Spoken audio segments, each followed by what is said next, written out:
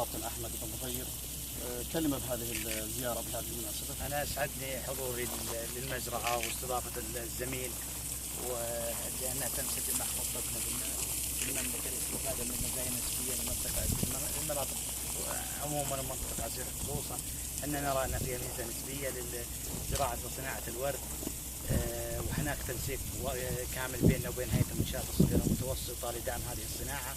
مشيئة الله نستطيع أن صناعة الورد مجدية اقتصاديا، بمشيئة الله ينخرط فيها من أبنائنا في هذا الوطن الإعطاء على الصناعة. سوف نقوم الآن بالتنسيق مع الزملاء في الإدارة العامة ومع الجمعية التعاونية في الخميس مشيط الزراعية التعاونية في خميس مشيط بإيضاح أهمية صناعة الورد ومدى جدواها الاقتصادي والتجاري، واللي إن شاء الله ستنعكس إيجابا على المنطقة. شكرا سعادتك.